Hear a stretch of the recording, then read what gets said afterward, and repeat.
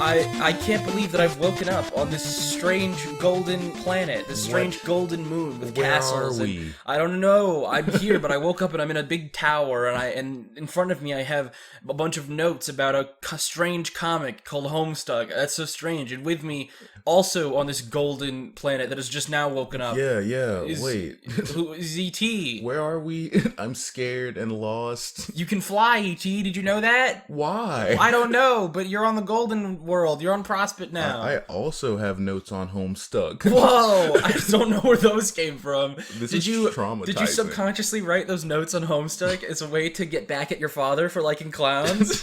What a strange circumstance that we find ourselves in. My dad's more into bears on unicycles, but that is like a very specific thing. interest. But I don't know if there's much overlap. The Venn diagram there seems a little restrictive. Welcome everybody to the GrubCast, episode 3 of the GrubCast. God, we're such a professional weekly podcast. It's incredible. Get some shit out of the way. Thank you to our one patron, our lovely one patron, Mia. Thank you again. You're a real one. Thanks. What if we get like the monthly GrubCast candy bar that we could have? Because Mia's giving us $3, so every month we get the GrubCast candy bar sponsored by Mia, the one patron. You can give us money if you want to at patreon.com/grubcast. You can follow us on Twitter at the GrubbyCast. Grubs. Sometimes we get fan art. I say sometimes because we only got it for the first episode, not the second one. But I mean, I guess I'll just leave the links for the fan art from the last time in there. Like, they're pretty dope. Yeah, I mean, they were pretty awesome. Is there anything else I'm supposed to plug? Oh, the Discord server. Discord server. There's like 5 people in there. You all are pretty cool. Yeah, but like I want dope. more. I will never be sated. My hunger is everlasting. I think that's it. Oh yeah, ET has music. Go look at ET's music. It's cool. He raps about.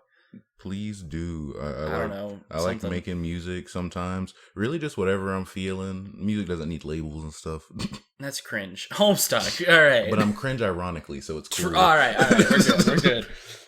Act 3 is what we're reading through. I mean, what we've already read through, and what you've already read through too, loyal listener. If you're following along, if you're not, you should be. Act 3 opens up. Very first panel of Act 3. Nana has a note in the old Sassacres book. So remember how there's the one John had in his magic chest, and then there is the one in the safe. The one in the safe. And the one in the safe has a note from Nana where she somehow knew, I guess, before she died, that John would play the game and he would go into the game world. And also she calls out by name the heir of breath, the seer of light, the knight of time, and the witch of space. Which is so sus. Yeah. I mean, there's 4 things, and there's 4 main characters. Like, who those are gonna be? Who could be what? That's such a, But also, this episode, it seems like a lot of people are privy to the information of, hey, this game shit's gonna happen, and we've known about it for a while. It's coming up. Kinda. At least that's what it seems like. Characters are aware that, like, the game exists, and they're excited to play it, but, like, no one except for Jade, which we're going to get into, really has any idea about what the consequences of that will be. What about, what's his name? Carcinogenesis. We're going to talk about him. Okay. He's a funny internet troll man. Yeah. He's mean. These fucking trolls, man. These fucking, oh man. Yeah. And then we pretty much immediately get into Jade. That's the Jade. How do you feel about Jade, just in general, as we get introduced to good old Farm Stink butt lass? Yeah, Farm Stink, bro. She's pretty cool. For sure, like the most interesting character that I've seen thus far. They have the most going on that I can't quite grasp. Jade does break a lot of the conventions set up by the first 3. The first 3 set up like a kind of pattern, and Jade takes that pattern and crumples it up and throws it out the window. It's fucking gone. Those preconceived notions are doing an acrobatic fucking pirouette off of the handle. As we speak. You're gonna win a medal or some shit. But yeah, she's got like this whole Star Child archetype, if you know what I'm saying. I don't. It's kind of like I feel like I should, but I don't. It's a common archetype in media, but it's kind of like strange one that seems to be very out of place and still somehow understand more than they should. This perfect entity in a young and naive person. Then yes, I would agree. She's it's not even just her, it's that she's surrounded by a lot of like strange happenings. So for example, you mentioned before we started recording the stuff disappearing and whatever. The pumpkin disappears. Is that the one that that's the one that WV purified, and you can tell because it has the symbol on it, I'm pretty sure, of her dog. Why the fuck does the pumpkin have the dog on it? I assume Jay just got creative that night. I don't know. I'm more concerned with how the pumpkin and the flute all just kind of vanish and reappear in odd places. Like I get that that's a thing that is covered later, but not quite in the depth I would like. Like Walking Vagrant, he found it, but he's in the future with all these like carapace covered bug people, I think. They're bugs. I don't know. I mean, that would be awesome. that's my head canon at the moment, is that they're underneath all the wraps. They're little bug people. Oh, and can we take a moment to talk about the sick fetch modi she had? Oh my god! Well, we're gonna cover right now. We're gonna get to that in a second. Okay, we're just gonna talk about Jade in general. A lot of the conventions that she sets up, there's the name thing that happens, and it takes her a second to deny being farm stink, but she does so while asleep through a note where she understands that like the meta construct of the reader will try to name her something shitty. Like, she knew that her name was going to be Farm Stink. She wrote that before she fell asleep. Because she knew she was going to fall asleep. And then eventually she wakes up and, oh my god, she's so fucking cute and nice. She's the nicest, and she's the cutest, and she's the best. She seems like a sweet little goofball. She's so fucking goofy and great.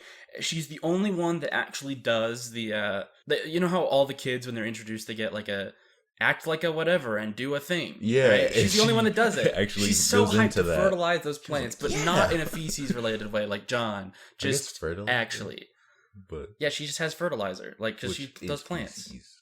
I mean, yeah, but it's not hers. Yeah, she doesn't actually. The good part. When they said fertilize, I was like... Yeah, I think that was the idea. They were trying to call back to John, but no, she's just a lovely gardening. And yeah, her fetch modus... Do you remember last act when Dave was talking to her and he was like, I can never wrap my mind around your goofy fetch modi. He's like, I have no idea what that is. She has like 10. She has like 10, and they're all games. Which rules. That's dope, but I'm very curious on how that like has a practical application. Memory was very simple of like, oh yeah, you put a thing, it's going to be one of these random cards, and since you can see the future Farm Stink, that's perfect. It's interesting because her future sight allows her to mess with the memory fetch modus like that, and almost acts just like the array fetch modus that John gets later. Because she can see the future, there's zero challenge to it. Yeah, she never misses. At least we haven't seen her miss that yet. No, although we do. We get to play memory, but instead of it being a flash game, they just make you shit at memory. Regardless of what you pick. You're just dookie at it. She has the weirdest living situation out of all the kids. Yes. She's just on a weird fucking island in the middle of nowhere. And she's the only one where her grandpa's dead. Yes, man. She's unsupervised. I guess Beck's there. But she's unsupervised for the most part. This narcoleptic girl. Does Beck really count? Bro, like he takes a sort of... You saw him in that strife. I mean he can handle himself. but I wonder... He clearly cares about Jade because she's his owner and he's her dog. But, like, can he really handle Jade in, like, a parental sense? Yeah, I don't think he can... He's a dog. Impart any knowledge on her or, like, give her anything. But, Beck, for sure, keeps her safe. And she is above average intelligence, so I know that, like, some of that's covered, but I am still very worried for her. Because she acted as though Grandpa was still around when she was sneaking out of the house. Yeah. The first time, like, she snuck past the statue. She is aware that he's dead. She knows. Yeah, she's just like a weird goofball who's like going through the motions like by choice, but like she's not under any misconception. Like, she understands that her grandpa is dead. Yeah. And was stuffed I guess by her? Like, what? Yeah, who made that statue? I don't know. Oh my god. The implications. Yeah, it's really fucked up. Oh, what's his name? I think Becquerel is how you say it. Yeah, Becquerel. That is I looked it up. I think it's a scientist and a unit of radioactivity. I have never looked that up before. I just thought it was such a cool name. I've read this comic 4 times, and I've never once looked that up and made that connection. That's awesome. Yeah, right? I was like, that's why he eats the irradiated steak. Mm-hmm. He just likes radiation. He just yeah. That's and he has all those weird space powers. That fucking... Whoa, wait, did you talk about space there? Oh, yeah. He, like, turns into, like, space for a second, and the bullet goes through him. That was for all you readers out there. Yeah, there's dramatic irony, be popping. But man, Beck, he is my favorite anything. He's so fucking awesome. He's so cool. She shoots a bullet at him. He shrinks them down to the size of the bullet, lands on it. They go flying off into the... That strife is so awesome. It was so sick. I think we're still on... Okay. Real quick. Some smaller details that I want to point out. Mm-hmm. The transportalizers. They are awesome. Did you notice the symbol on them was the same symbol as the second room in WV's weird contraption thing? Yes. I don't know why.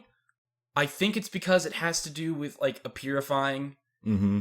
And, like, that room is, like, the purifier room, and transportalizers, I guess, are, like, modified purifiers.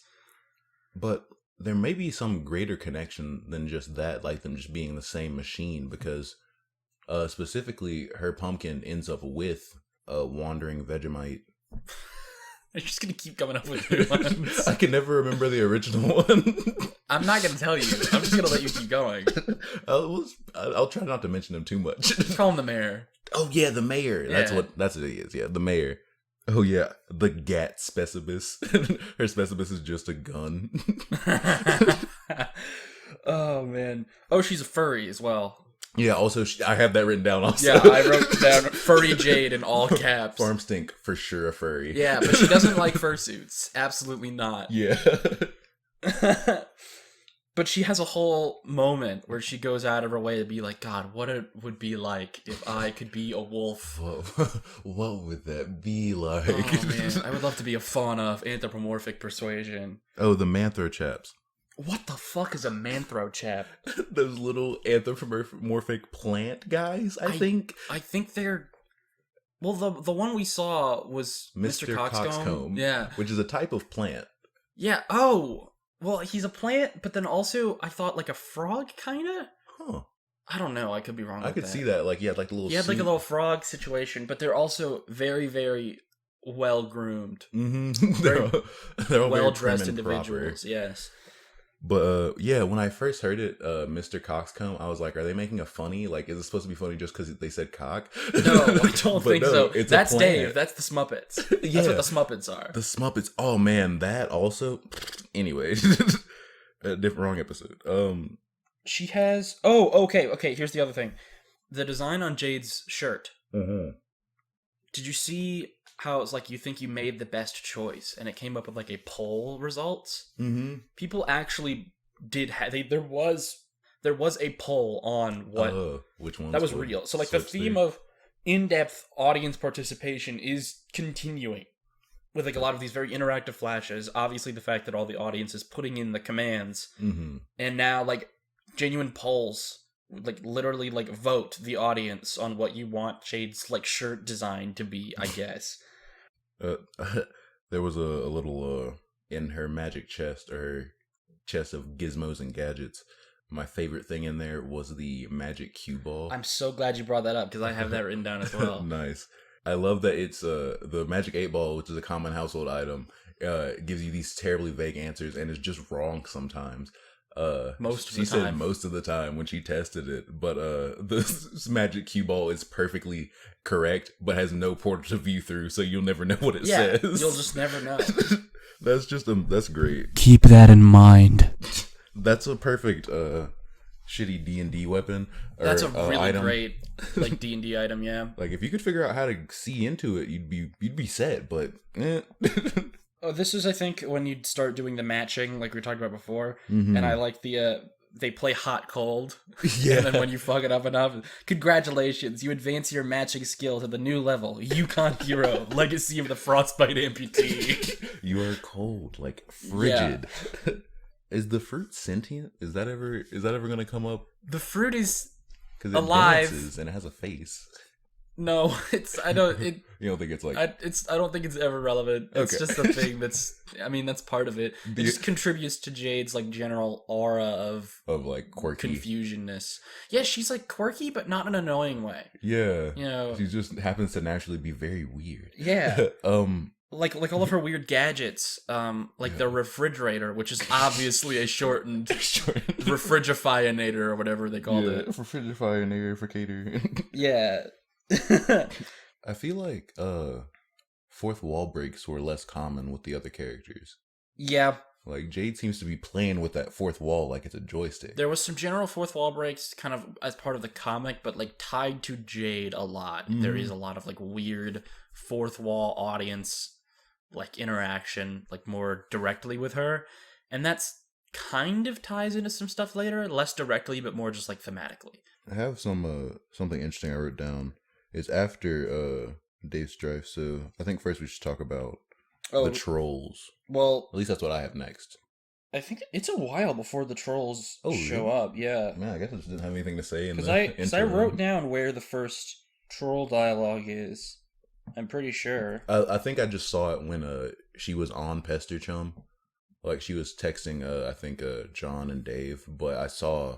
That there were names that were lit up that weren't them. Oh, the dialogue's later, but like you can see them on the Pester Chum climb. And I was like, yeah, whoa, who is TROLLSLUM? And interesting. Carcinogenicist? Carcinogenicist, yes. I like that name, by the way. It's a fucking great name. Carcinogenicist. Keep that in mind. We're going to talk to him later because we do get, I think, 3 separate conversations with 3 separate internet trolls. Yes. I thought that was so interesting. We could talk about him right now, honestly. Fuck it.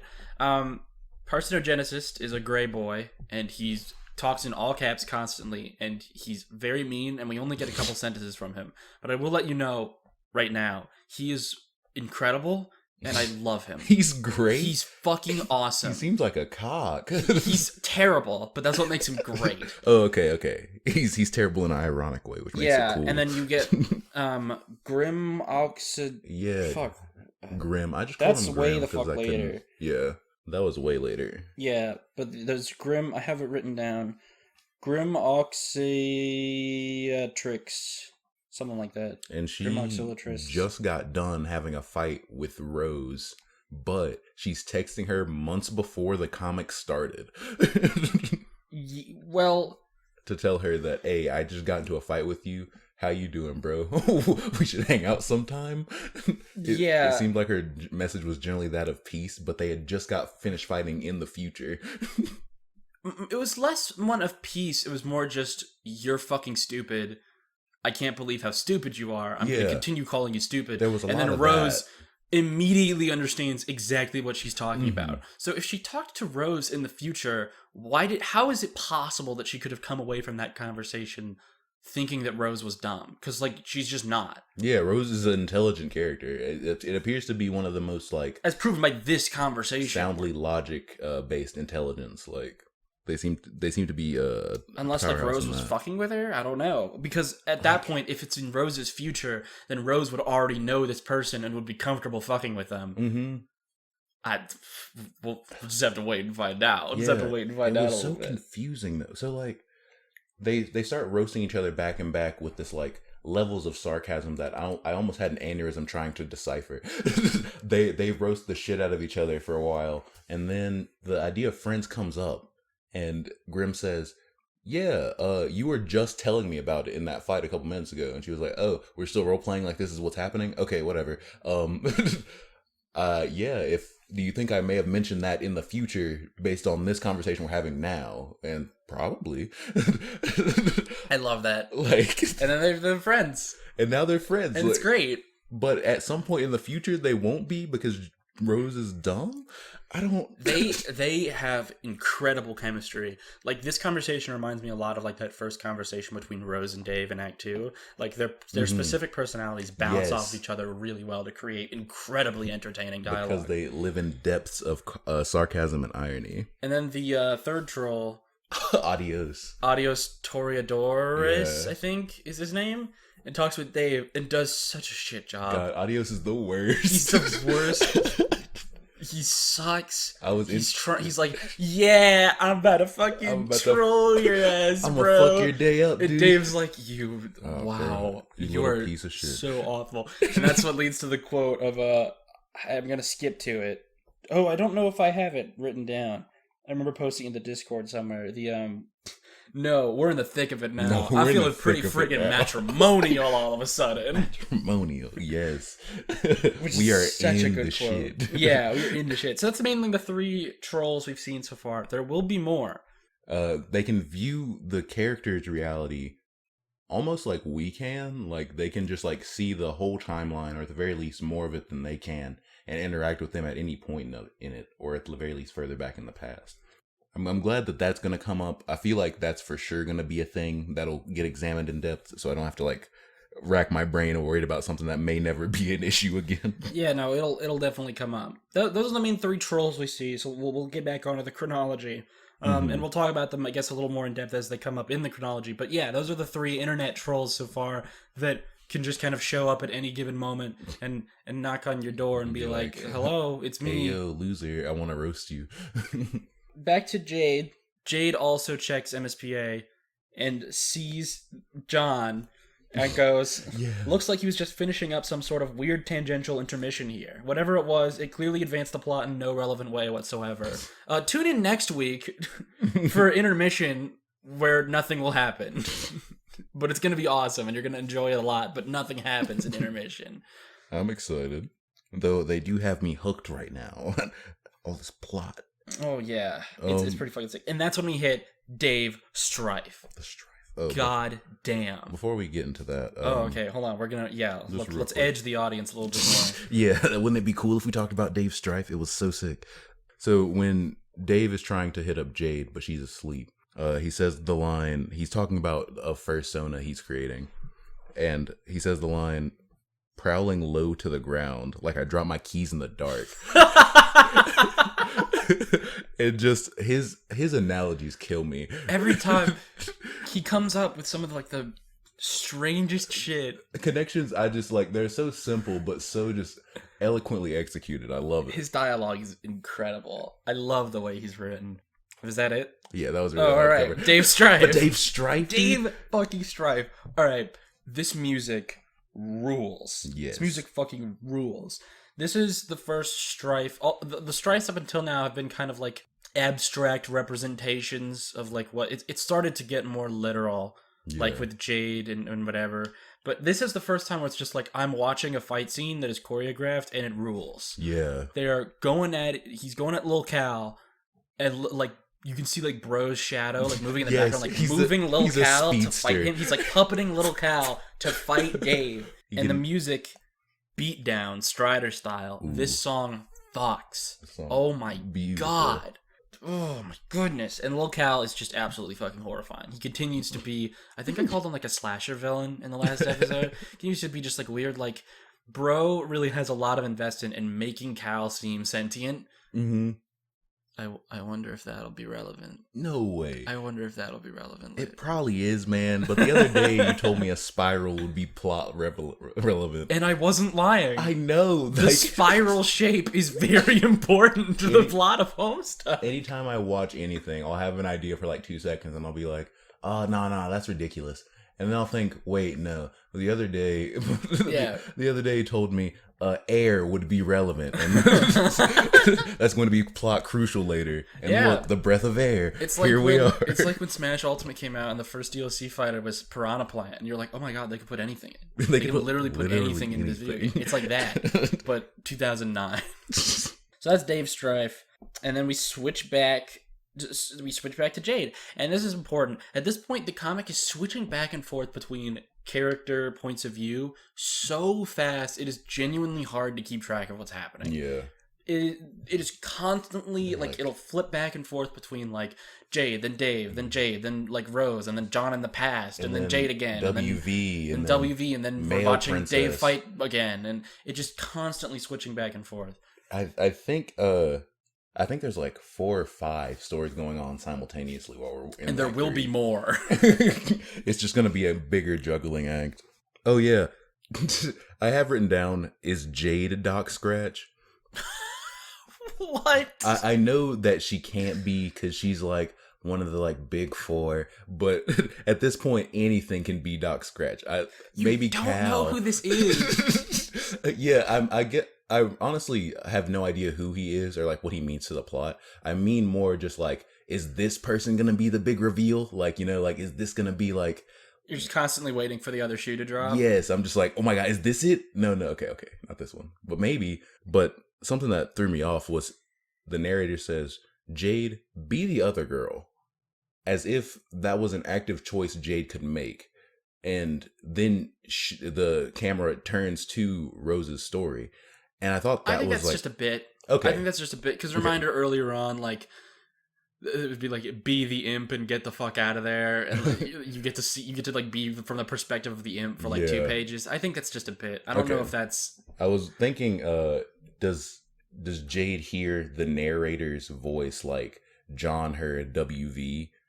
Because keep in mind, when it's just like when it is an actual character typing in commands, it is worded like an actual like sentence as opposed to a command. Mm-hmm. Whenever WV or some of these other fucking people that are showing up in the future now are like talking to the characters, it's always like a question or like a direct, like directly talking to them. Boy! Getting up! But it ties into what I was saying earlier about how it's more thematic with Jade, about how thematically Jade starts to break a lot of the fourth wall. Yeah, but I gotta note everything because anything could be important. Anything could be just a joke or very serious plot relevant stuff.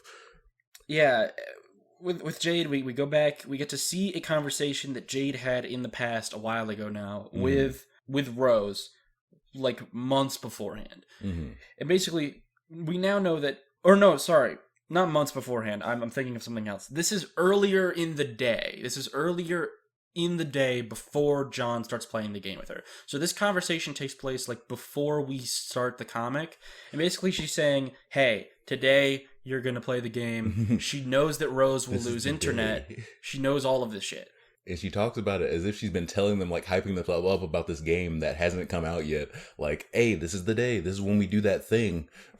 What thing? I don't know fully. You're gonna do the this is the time when it happens. I know from the future that you're gonna play the game and you're gonna lose internet and also things will be on fire. Have fun. Good luck. And then she decides to go downstairs. And by going downstairs, Jade has triggered a fight scene between John and some ogres. Yes. Oh my god. He got beat within an inch of his life. It's an infinite loop of John getting his ass handed to him and then healed by Nana Sprite and then getting his ass handed to him again. Absolutely obliterated. It perfectly loops into itself. Mm-hmm. And it's great. I was scared for a second. I was like, God. I have it in all caps. And then we hit Jade answer, and that is when she talks to Carcinogenesis, and we get the very first dialogue from these weird internet trolls that are like able to make it through her blocking them. Like, she blocks them, and then I guess they, like, hack her or something and go, I'm an internet man. Do you have any idea as to what these trolls are? Do you know anything about them? Like, if I had to guess, I don't, like, I've seen what I think are drawings of them, which I thought were just alt drawings of the characters. And you had said Gray Man earlier, so I assume that's what those are. Like, I think I've seen them. Yeah, I was wondering if it's like even possible, like in a meta sense, for you to have not been exposed to them in any way.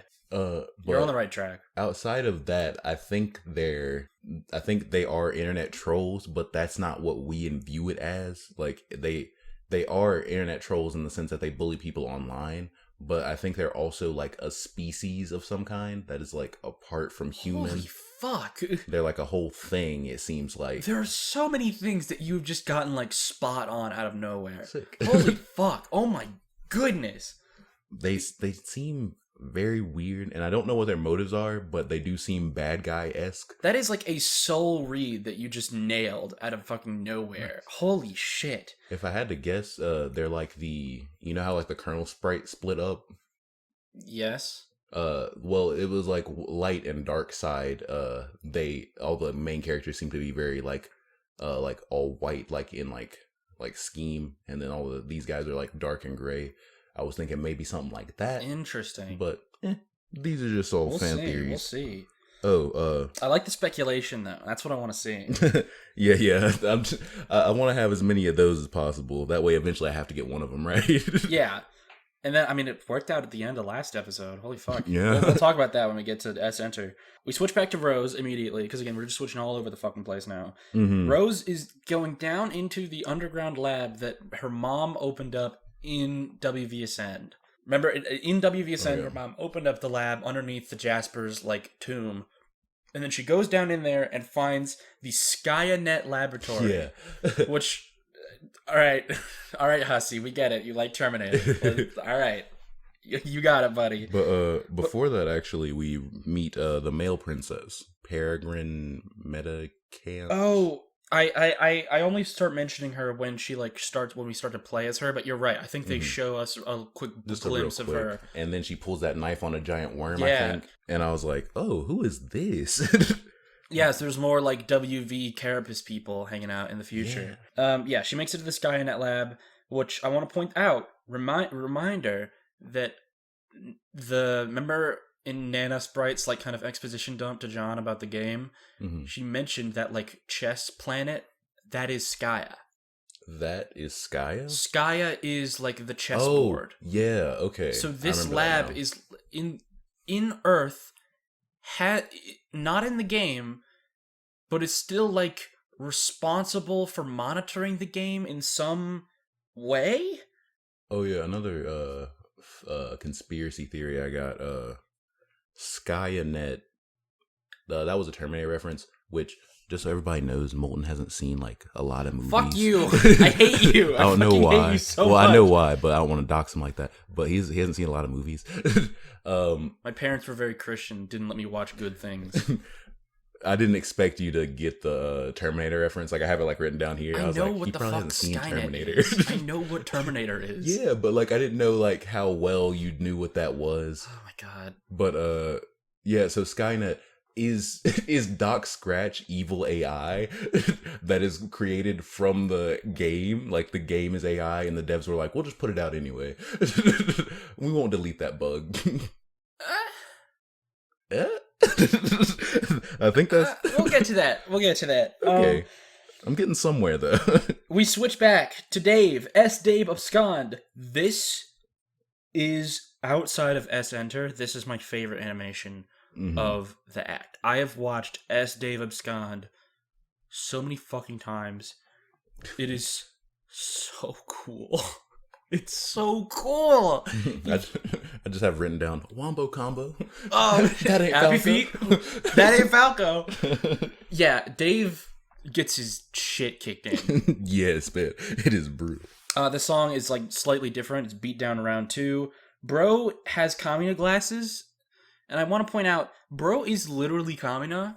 Andrew Hussey had no idea who Kamina was. Andrew Hussey, when he was like designing Bro, he literally looked up like anime sunglasses and saw that and was like, I'm giving them to him. Yeah, he gets to have those. No fucking idea who Kamina was. But they fight, and he's so fast. He's so fast. That, like, he leaves Dave like attacking like a ghost image of him for a while, and then like he disappears and he grabs him and fucking throws him down the stairs, and then Sweet Bro and Hella Jeff warned him about the stairs. They warned him. And then we just switch back to Rose. We just switch back to Rose in the lab. Oh, Rose takes one of the hubs out of the ground and plugs her laptop into it. Yes. Which, first off, that's super dangerous. Don't go plugging your technology into like random things you find in your basement. Yeah, what the fuck, Rose? Like that is like super unsafe. What if that was a virus? Or AI? It looked like one of the symbols on the hub was one of the symbols for Jade's shirt.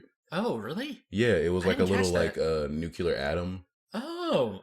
And also, they have a transportalizer in there. I had that written down earlier, and I forgot to mention it. Yeah, they have transportalizers in Skynet. But Rose has never seen one of those before. So she calls it like an escapealizer. Yeah.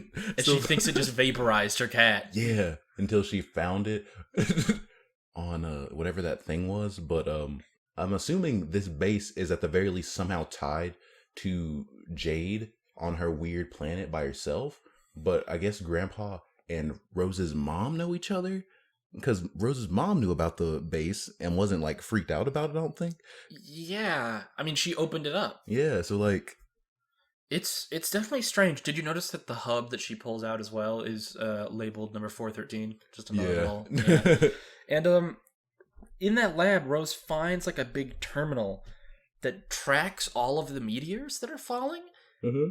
And she notices that there is a meteor that is focused on her house, despite the fact that she is not in the game yet. Yeah. So either the meteor is going to come down no matter what, and the Crookstruder just warns you about it, or the game is aware of the time that you will open the Crookstruder and is just working on it ahead of time.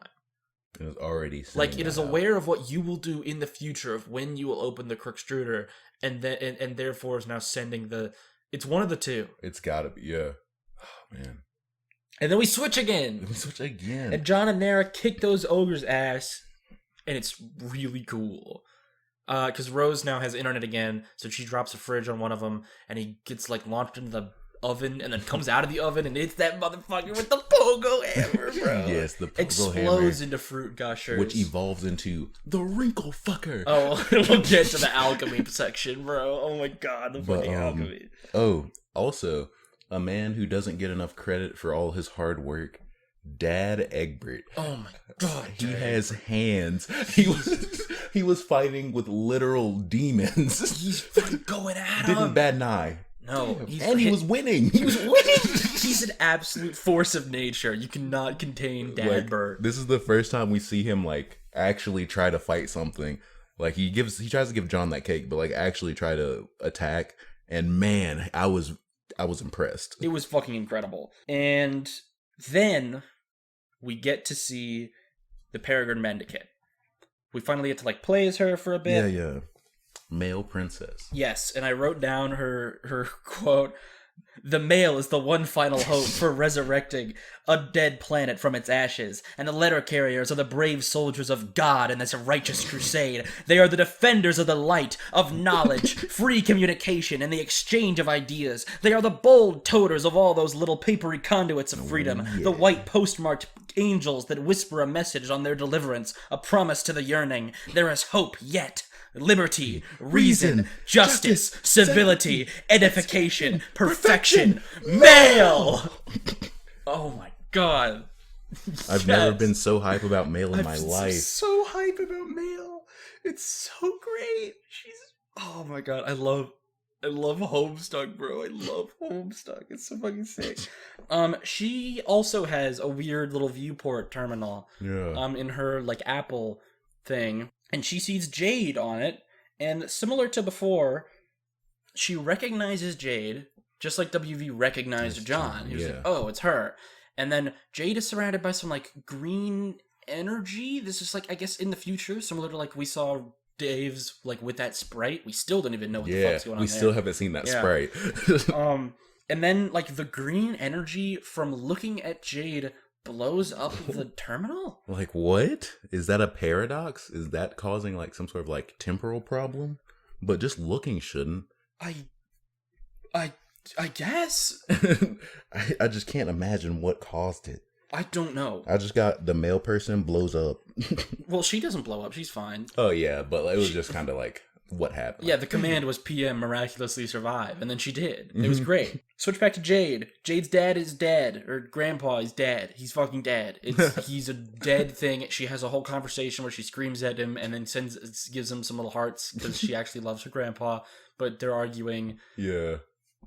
I don't know, man. In the most non-offensive way possible, that narcolepsy bit they do was hilarious. Yeah, it's pretty good. I can sneak by. Oh. Yeah, the comedic timing is on point.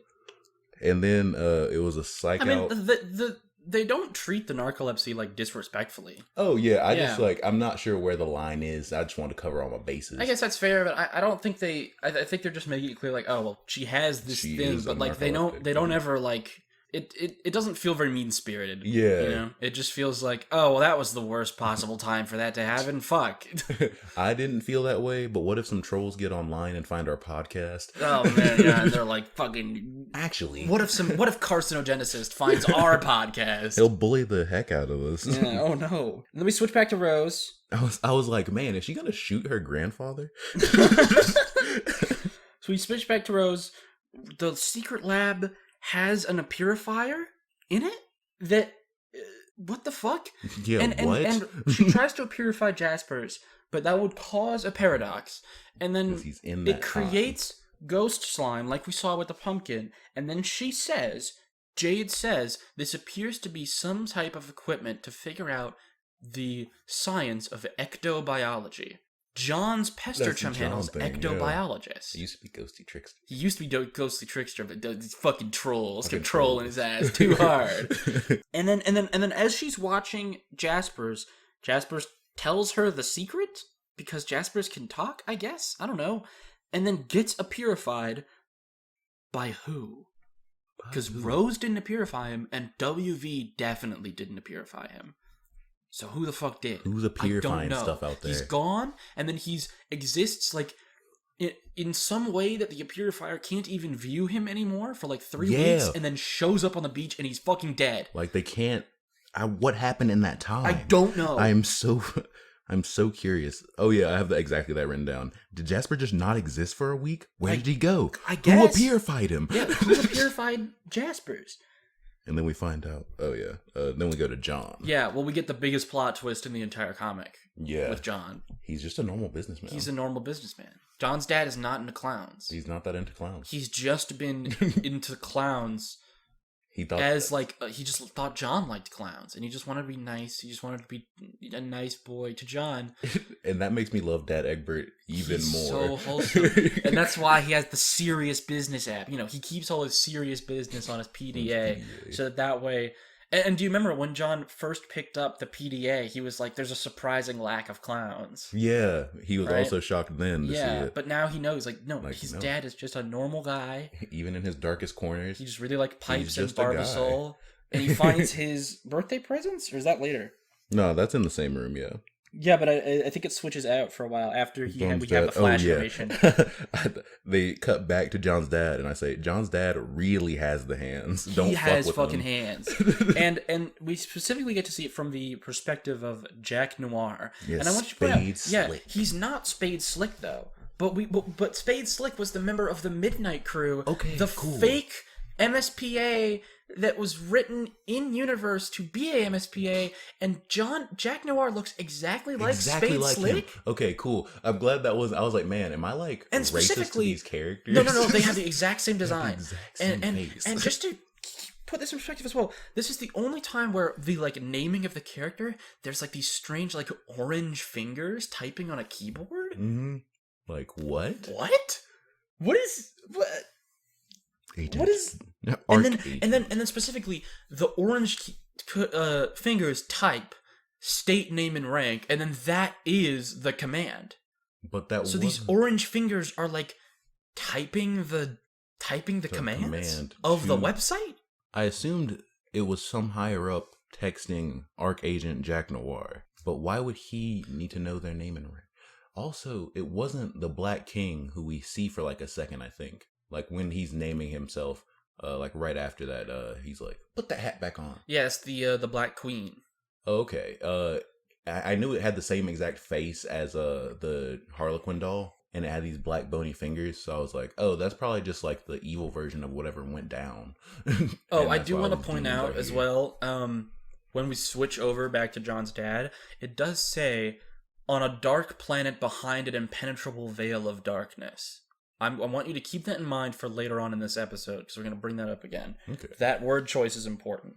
Also, we stole the fourth wall. The fourth wall's gone. He can't. He doesn't have his panels right there. Yeah.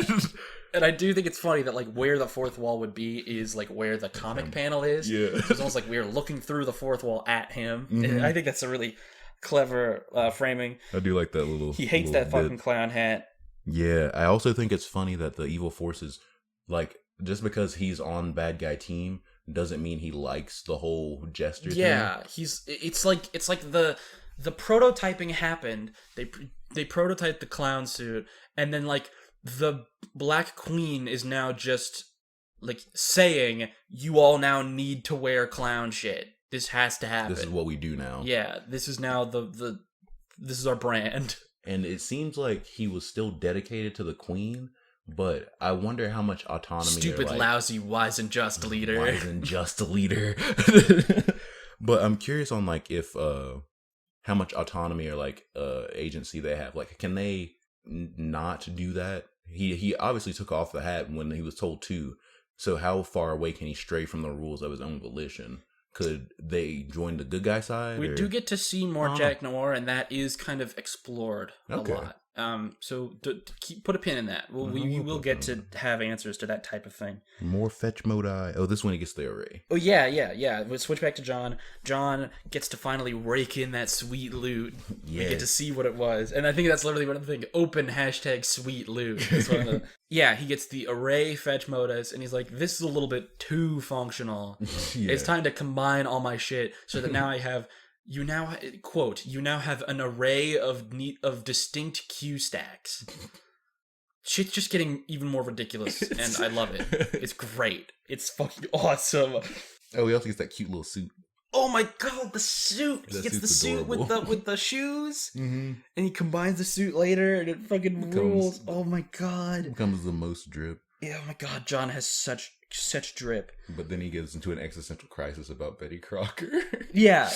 He finally finds out that his nemesis, the Batter Witch, has her claws in everything, and she makes fruit gushers, and that is the second largest twist of the comic.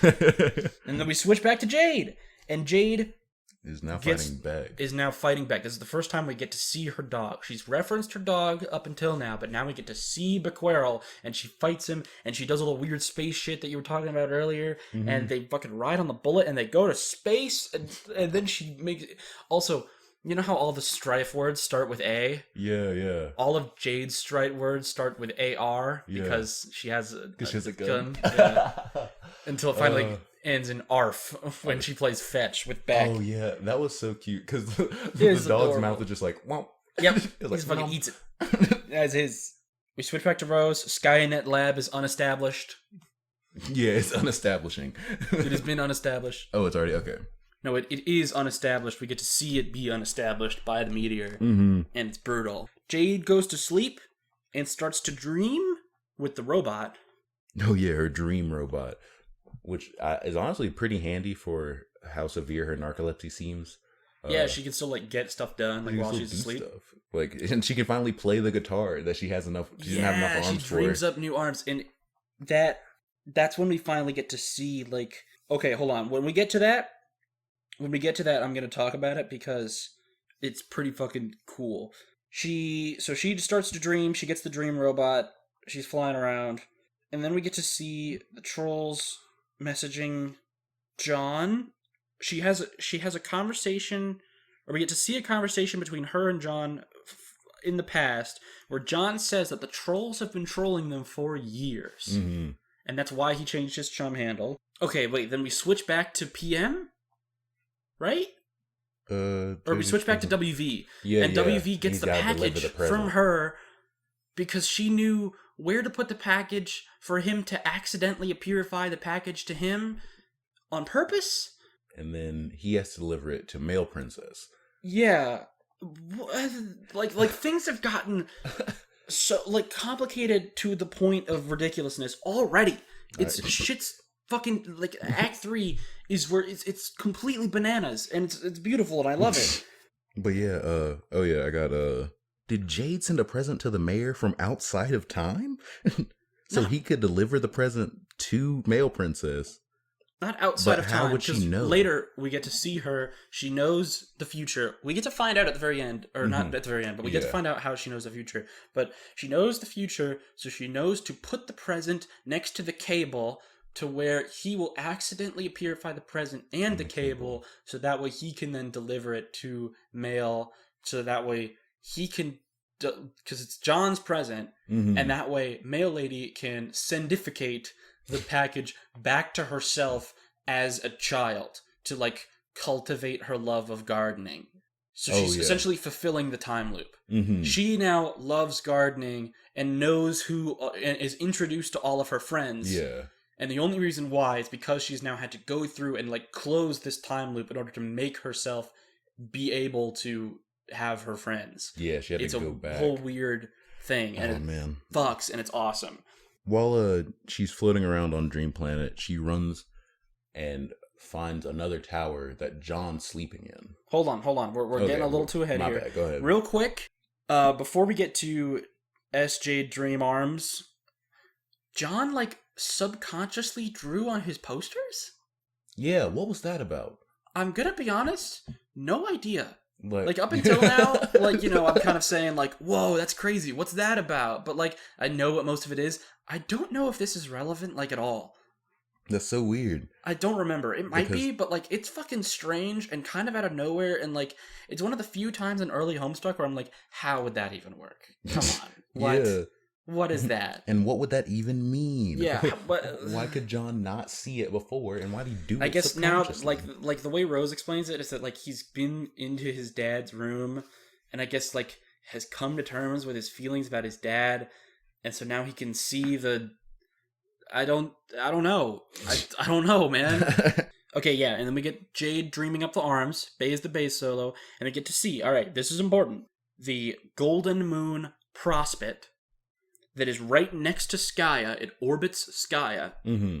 And this is now when I would like to call attention to something. In the last episode, WV drew a bunch of shit on the wall, and I said that you should pay attention to what he's drawing. So now we have Skaya that is based around a chessboard, which WV has drawn. There's the blue sky around that he drew on the walls. That is obviously meant to be like the clouds imagery of Skaya. And then he has drawn the golden moon of Prospit right next to it. We now know that is Prospit because we've seen Jade like dreaming there. And then he described, he drew a purple planet that he's put a bunch of oil over, and he described it as a planet behind an impenetrable veil of darkness. And so WV is very much aware of the world that is Spurb or the medium or in the medium whatever. In the Encyphosphere. Like he knows about that in great detail. And so clearly he's aware of all of this, which means what are those 4 other planets that he drew? Because remember, he drew 4 other planets. What are you doing, Mayor? I don't know. Let's find out.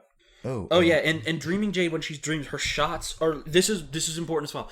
Her shots are mirrored in real life and in the future real life. So we get to see what her Dreambot is doing, what Dream Jade is doing on Prospit, and that position in the future, revealing that Peregrine Mendicant is a resident of Prospit. Okay. And all the Prospitians are that like shade of like pure white carapace, meaning that WV is almost definitely a resident of the purple place. Yeah. Okay. How the fuck did they get to Earth? How did they get to Earth? It's like, man, I have so many more questions, but I feel like I didn't get any more answers. But you're starting to get the pieces of the puzzle, and you're like, oh, I want more. Give it to me. Come on. Like, what? But how are they on Earth in the future? Also, it seems like when Male Princess and the Mayor meet up, they have a standoff with AR. Oh, hold on. We're not even close to AR yet. I'm way in the past. I'm way ahead. Let's go back. We get the alchemy session. This is the alchemy just goes before. Before that? Yeah, I'm talking about in the dream. I had the theory that like, is she the White Queen? Because we saw that dark force, and she's just floating up there on Prospect. But now that I know it's Prospect and not like Skaya, yeah, I seriously doubt that. Oh yeah, and this is when she sees John as well. John is there, and then oh my god, we're starting to get into the real. Can she access a Spurb or like some sort of like, maybe not like the medium, but like something like in that through her dreams? Yeah, when she dreams, she's able to like interact with the world of Suburb. before the game exists. Before the game because exists. she's known this her entire life. And she doesn't have a copy of it. So this kind of goes hand in hand with the thing that we talked about with Rose's media, where like Suburb is simultaneously created by the game and also has always existed and like has its tendrils in the real world in order to like create itself. It's like a self-fulfilling prophecy. Yeah, all of this it's another closed time loop. Yeah, it's all these repeating time loops. Okay. Yeah, we get this alchemy. Alchemy is getting even more complicated because now you have two different ways of merging items, either overlapping the cards or double punching the cards, and that changes shit. He makes a bunch of items, my two favorite of which are the Wise Guy suit and the Cosby Top computer. Yeah. I love them. Holy fuck. The Wise Guy suit looks so fucking cool. So much drip. How do you feel about the Wrinkle Fucker? The Wrinkle Fucker! Honestly, I thought his ghost hands and the big sledgehammer, I thought those... Telescopic Sassa Crusher. I thought those were like more... I think those were better weapons, but I do think the Wrinkle Fucker is just like really like novel. Like I'm glad that he just upgraded his main hand weapon. Oh yeah, bro just kicked my ass. That's really all there is to say on the matter. Yeah, that's it. That's it. He gets his ass handed to him. Yeah, man, he gets sauced. It was unfortunate to see, but it was so cool. Yeah, it was really awesome. And then bro just like gives him his copies of the game, and he's like, "All right, here you go." Zooms off on his hoverboard. There he goes. That's really all there is to say on the matter. Is Dave's catchphrase for when he's butthurt. It's not just that. It's that a lot of people say that. It's really? It's like a weird catchphrase of the comic almost. But Dave says it, I think, the most. But it's awesome. He also said it with like all the felt, like all the puppets. Yeah, puppets are dope, and that's really all there is to say on the matter. Okay. This is a big one. S. Jade pester John. All right. So John and her have the conversation, the very first one that we get to see with her in Act 1, all right? Where she's like, oh man, this is going to be cool.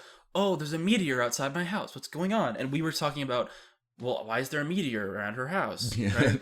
Why? Now, this is where we get to reveal that the clouds, when she dreams, then she wakes up as her dream self on Prospit. And when Prospit eclipses Skaya, then she gets to see visions of the future in the clouds of Skaya. Yeah. And the meteor hitting that she heard, she was asleep when she was talking to John, and the meteor hitting was a vision in the clouds that was the birth of Bequerel. What? The meteor hits the volcano that we get to see in WV Ascend. Yeah. And out of like the pool of lava from the volcano comes Bequerel. and then John wakes up next to her, and so way back in Act 2, when John fell asleep and he saw like weird shit in the clouds, like Harry Anderson and Gushers, and then like he like saw Jade, and we thought it was like the comic teasing us. It's that he briefly woke up on Prospit and saw Jade, and also saw those visions of the future. Just for a second. And so when Jade told him, you need to wake up, not literally, but kind of literally, that's what she meant, is that she wanted him to wake up his dream self on Prospit. That makes... Okay. What the fuck?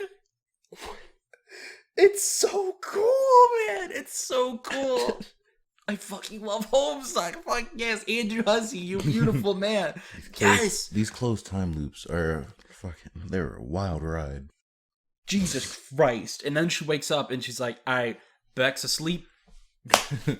Time to fucking get into that frog temple. Get some of that frogussy. You know what I'm saying? That's what she's about. Jade is about to get her some frussy. And so she wakes up, goes to the frog temple, and that's when she fires the harpoon gun, gets the cable, leaves the package there for that way to WV a purified into the future, so that way he can get down from his thing and then give the package to Mail Lady so the Mail Lady can certificate it to her in the past. Beautiful. Great. Awesome. We get it. Works Close out. The loop. Oh, Dave's strife specimen is broken in half. Oh yeah, he's only got half blade strife. Half blade kind. I don't... Oh, I guess he can't fix it. I was going to say, I don't know why he doesn't fix it, because John was able to fix his specibus when it became handle kind, but how the fuck do you put a sword back together? Yeah. So, just to be clear, for the rest of the comic, Dave uses the half blade kind? half sword. He's like, man, now if I find a sword, I gotta break it. It's simultaneously dumb and also really awesome. My favorite weapon in the comic is one of Dave's like half swords. That's really cool. I can't wait. Oh, we get to go back in the past with Rose. God, John is so nice. He's such a nice boy. He's such a nice little man. I wrote down what he wrote down in the letter, which was, "Thanks for being such a great friend all these years. I know you like to make it out like you're playing it cool and don't care much about the people in your life, but I know deep down you really do. Hell, not even that deep down. It's like your subconscious is having a wet t-shirt contest and you're being all aloof in this totally soggy shirt is doing no good at all at hiding nothing. Oh wait, it looks like two could play at this game of cracking all these highfalutin psychology books. Oh snap!" Oh snap! Which is just so sweet, and that's why he gives her the knitting needles, and then that's why she's knitting John's current birthday present, which we don't know what it is yet. Yeah. And then she answers the other troll. She has that incredible fucking conversation between her and Grimald something or other. Yeah, it's great. We get to see John give the present to... So at this point now we know John has given presents to all three of his friends for their birthdays, and it's super nice, and it's great. It's all very wholesome. Like, you guys are my bros. I love you guys. And it's so cool. And he gives Dave the Ben Stiller sunglasses, which up until then, Dave just had the same anime glasses as his brother. Yeah. And now he has the Ben Stiller glasses. To set him apart. He doesn't have to live in his brother's shadow anymore. And it's great, and it rules. Oh, yeah. This is when Dave and Adios have that little back and forth. Yeah. And he gets blocked by a troll. Yeah, the troll trolling him so hard because she's this troll, Adios Toreador or whatever. Yeah. He just feels so fucking uncomfortable trying to talk to Dave. He was like, "Oh, you're the one that does innuendos." What? I'm feeling pretty freaking matrimonial all of a sudden. Matrimonial. It's the guy who's gonna say her vows. Man, he goes off. Oh man, that whole tirade is fucking hilarious. And the whole time he's just kind of like, "Bro, if you wanna suck my cock that bad, just win." That whole conversation is so fucking funny. He's like, "Just tell me when." Like, I don't know why you're all about this like 13-year-old's cock, but I guess go on. But go on. If that's what you're into, bro, I'm here. Just tell me and what the whole we need. time, I don't wanna... Adios is like, "Oh god, this is so uncomfortable. Stop. Please stop." He's like, "This is kind of starting to upset me. You are the shittiest troll ever." Okay, 2 more things before S enter. AR gets introduced. He has so many guns. Holy fuck, he has so many guns. And a rocket launcher. And I do want to point out, he really is into the law. This man is about the law and order. Yeah. And at this point, it is clear. There's a big theme among these like Carapacian people that they have like innate knowledge of the public workings of society. Yeah. And they're just really into that. And they're really deeply obsessed with one facet of it. Yeah. So we have like public office, the mayor, and like communication, and also judge. Enforcement of law.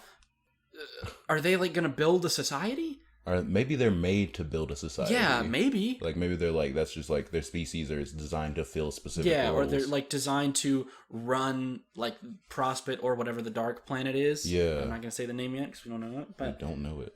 I'm gonna call it Dark Veil Planet, which is interesting. He tries to shoot the fuck out of the other guys. Yeah, man. Really, he's like that lady, the male lady. She's pretty cute, but at the end of the day, she is trespassing. And trespassers will be punished by the law. Guns. The law is my rocket launcher. Die. Yeah. But Jade's guitar, it's on. So Jade's guitar is on. I believe when AR is like fucking around in his little nook or whatever, he finds Jade's guitar trapped in one of the little floor lever things. I didn't notice that. Yeah, it's like broken and old. Oh. And I was like, oh, so they're on her island right now. And I was like, that little tower and the little frog temple. Oh, I forgot to mention that. Yeah, because you can see the frog temple that they're at, and where PM is, that we saw at the very end of WVSN. Mm-hmm. Then we start Act 3, and then we get to see that it's Jade's island. So that's where they all are right now. And now Jade is also trying to get into this... wait, hold on real quick. Well, sorry. We're almost done. We've been going a long time, and my brain's actually starting to melt. Jack Noir lets his dad go. Oh yeah, because he burns the clown hat. He was like, "All right." John's dad is a serious businessman, and he understands that serious business cannot be done in this clown attire. Oh yeah. After Male Princess does her big speech of perfection, male, we get hit from turning the pages too hard. Like there's like a comment on like the brunt force of the transition hits you, and it's like wham, and wham. It's John's dad hitting that's really Jack, good. And then I have written down after that, like, oh, I turned the page too fast, and Dad Egbert is God amongst men. He's so fucking great. Dad Egbert, DILF. Yes, he was absolutely. Like, even though you're a demon and have only been against me thus far, you really don't like that hat. I can tell. Get rid of it. Get rid of it. Torch it. Burn it to the ground. He's such a great man. I used to hate him. I love him now. Okay, and then Jade makes it into the Frog Temple, and we're at the end of Act 3. Enter. This is what I consider to be the first holy fuck, this is awesome flash in the comic. I have seen enter so many times. What I was alluding to at the end of the last episode, enter is what I consider to be the first, like, really good, like, high production value, holy fuck, this is incredible flash. And it's great. Do you understand what happened in it? I have a vague idea. Yeah. Well, there's some big stuff that you understand, but... Yeah. But there's some stuff I'm like, hold up. Something I liked that I thought was fun. Dave is sketching Sweet Bro and Hella Jeff while the loading screen's happening. All right, yeah, let's get into it. So, Dave now has Bro's copy of the beta, so he connects to Rose in order to save her from the horrible fire. Yeah. So to act as her server, we get the really cool loading screen again because it's the same music, and then we switch away. Yeah, so he's drawing Sweet Bro and Hella Jeff, and while he's drawing Sweet Bro and Hella Jeff, Jade starts to enter the Frog Temple, and she finds a strange, like, flower capsule that has a timer on it, and it's counting down. All right, and then the bottle. Oh yeah, Rose prototypes Jasper's, so that was a really good read. You got it. You got that like an act in advance. Jasper Sprite. Jasper Sprite is made. Rose's entry item is the bottle of wine, but the wizard piece gets broken off and hits it into the river, and it's going to go over the waterfall. So she jumps over, and then Dave prototypes her weird Cthulhu puppet princess thing, and so that combines with Jasper Sprite, and now Jasper Sprite has tentacles, and fucking Spider-Mans are back up, and it's awesome. It's fucking sick. I'm curious on I imagine this is just like an aesthetic choice they made, but I'm curious on why John's was an apple and Rhodes's was a bottle of wine. I assume because her mother loves drinking so much, like she named the new cat like vodka martini or something. And I guess John's is because like birth, or like maybe like kind of like allegory for like the original sin or some ish, and I don't know. Well, I do want to point this out now because we've seen it. Do you remember in WVSN when he flies past where John's house was? There is this big tree, and the spurb like station is the apple, and that's where Peregrine Mencken is. And now we got to see in Enter that the thing that WV is in is the cork of a giant bottle, which is the same as Rose's entry item. And WV is talking to John, but Peregrine Mencken is talking to Jade. So the weird stations that the Carapacians are in match their entry items, and who they talk to matches whoever that person's client was. Yeah. So WV is with Rose's entry item, and Rose was the server to John. So WV is now talking to John. Meaning that at some point, based on that, we can now assume that John will be the one to be the server for Jade. But isn't that already Dave?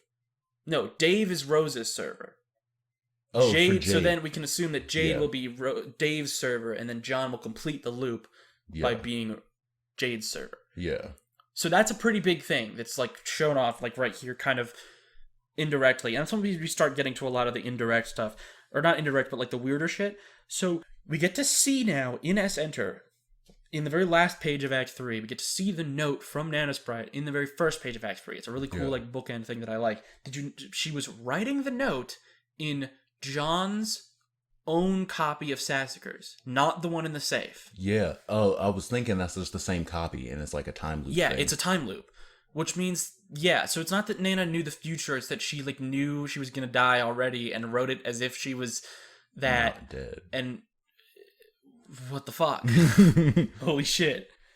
And but then she drops it off of the house. So how the fuck does now? I need to wonder how the Sassacres gets from being dropped off the cliff, how it gets into the past. I'm guessing like it lands on Shadow Planet. Yeah, in the dark dimension, I guess. And one of those villain guys is like, ooh, I guess grabs it, purifies it into the past. I feel like that's a good enough guess, because like I couldn't have possibly guessed that male princess was gonna be like the crux of all the like I can't keep track of all the time loops. Don't worry, you will have more time loops to keep track of. There will not be less time loops, there will only be more. So have fun trying to parse all that shit. I'll be like, wait, what? Who did what now? Yeah, Rose jumps off a cliff, gets Spider-Man by Jasper Sprite, she breaks the bottle, enters the medium, and then the flower we get to see in the thing, the capsule open, and it's a kernel. It's a kernel, and it has Dave's copy of the beta in it. So somehow, out of this time capsule, Jade has gotten Dave's copy of the beta, and Dave is using Bro's copy. But the bird took Dave's copy. Yeah. And now it's in this time capsule? What? The pain on your face. What? How? The bird is Doc Scratch. And after that reveal, we get the coolest thing I've ever seen in my short mortal life, which is John using all of his new alchemized items. Going on a rampage. Going ham. And he beats all these fucking imps up, and he kills these ogres, and he uses the wrinkle fucker to launch himself up into the first gate above his house. Boom. End of Act 3. So that's why it's called S Enters, that Jade is now entering the Frog Temple for the very first time. Mm-hmm. Rose is entering the game, and John is entering the first gate. It all like syncs up, and it's really cool. And it's great. And then the very last thing we see in Act 3 is the camera pulls out, zooms out, and we get to see that John is on this strange blue planet. And this is the last revelation I want to leave you in before we end the episode, which is that this blue planet looks very similar to one of the 4 planets that WV drew on the wall. So WV knows that about these other 4 planets that like the kids are gonna be on, because I can only assume that they're all like for the kids. Mm-hmm. Boom. What the fuck's gonna happen next? What's gonna happen? Does each kid get their own? Aren't you excited for intermission? I'm so excited to completely stop following the main plot. Exactly. This like insane shit's just happened. We're on a big cliffhanger.